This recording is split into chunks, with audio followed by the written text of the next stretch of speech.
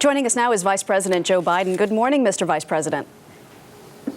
Good morning, Maggie. How are you? Fine, thank you. It looks this morning as though Chrysler will be filing for bankruptcy because talks broke down last night. We heard the president say that if this happened, it would likely be a quick court process and Chrysler would be fine on the other end.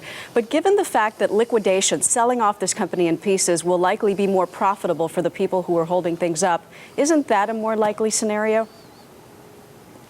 Well, I hope not. An awful lot of the stakeholders had agreed to settlements. There were a group, a minority group, that would not do that. Our hope and expectation is, as the president has said, the bankruptcy would be quick, not result in liquidation, and Chrysler would come out the other end, a company ready, leaner, and able to compete. Regardless That's of what hope. happens, is Chrysler not getting any more government money after this, no matter what?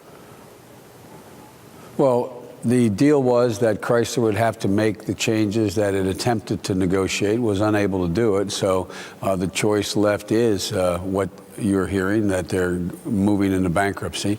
After that, and Chrysler is out and retooled and re-engineered, basically, reorganized, that would remain to be seen. But there's not any plan now for more aid. Mr. Vice President, I'd like to ask you about the deadly flu outbreak. And I'm the mother of a toddler, so understand where I'm coming from here. Now that a toddler has died in this country from it, why shouldn't we close the border with Mexico? We heard the president's explanation last night. It's like closing the barn door after the horses are already out. But why are we going to let more horses in? In other words, what would it hurt to close the border? Closing down a classroom where everything is where there's a detection of contagion, and you know that's how the virus spreads, or closing down public meetings is one thing, but closing down an entire border where, as you know, this is most communicable when in fact you don't even know whether people are not even showing the signs of the flu, is just a monumental undertaking, and would not have nearly the impact would be to take these mitigating circumstances.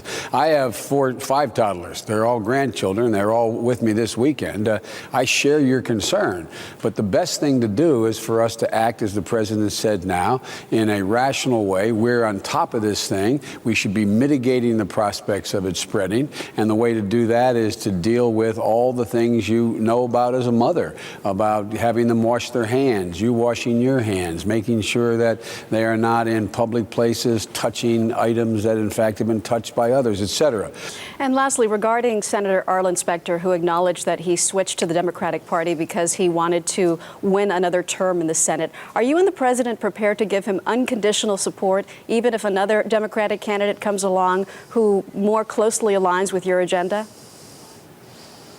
Yes. Mr. Vice President, thank you. Thank you. Now here's Harry. One of the shortest answers of all time. Good job, Maggie. We want to talk with Republican National Chairman Michael Steele right now this morning. Good morning, sir. Hey, good morning, Harry. How are you, man? Pretty good. I want to first talk about Arlen Specter, his defection to the Democratic Party. Olympia Snowe mourned his loss earlier this week. Rush Limbaugh said he was dead weight. Good riddance. Who's right? Rush. I'm sorry, I'm not weeping here. I'm sorry. You know, look, Harry, in 2004, when Senator Specter ran for re-election, he was challenged in the primary by Pat Toomey, former Congressman Pat Toomey. And he whined and moaned and groaned and convinced the White House and Senator Rick Santorum and the Republican leadership at that time to save his seat, to help him get reelected. So all this rank and file crazy noise about conservatism, he didn't mind it in 2004 when his seat was on the line. So here we are in 2008 after he cast I think a debilitating vote on the stimulus bill. Right. It went against core principles. So this choice from your view is a middle of about political expedience and not about... Oh, my goodness, yes. Okay. Oh, this has nothing to do with philosophy and principle and all those wonderful sounding words. It is cold, crass political calculation by a senator who could not get reelected through a nominating process in the Republican Party. All right, so you see red states going to blue, though, in this last presidential election. You look at percentage-wise lower numbers of people who declare themselves to be actual Republicans. Where does the future of your party lie? Well, the future lies down the road a bit. I mean, look, I'm not going to sit here with, pie in the sky talking about, how wonderful things are. They're not. Is there room for moderates?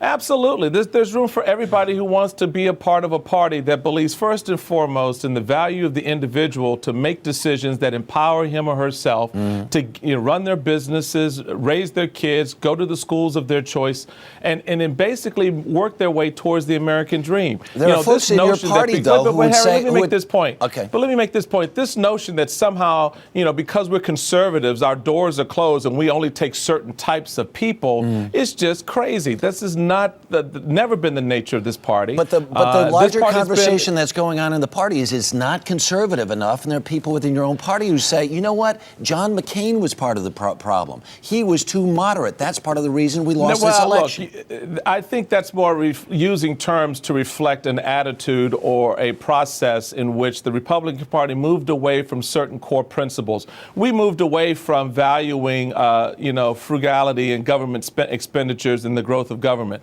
By growing the government 40%, by spending on bridges to nowhere, raising the debt of this nation. So, yeah, we had a direct hand in that. And the core-based Republicans of this party and conservatives across this nation looked at that and said, enough was enough. Look, they didn't reject our value for life. They didn't reject our value for economics, our views on the economy and our views on war and peace in the last two election cycle. What they rejected, the voters rejected, was our failure to lead and to state our, I think, core principles. All right, Michael Steele, thank you so much for joining us this morning. Thank you, I do Eric. appreciate it. You bet.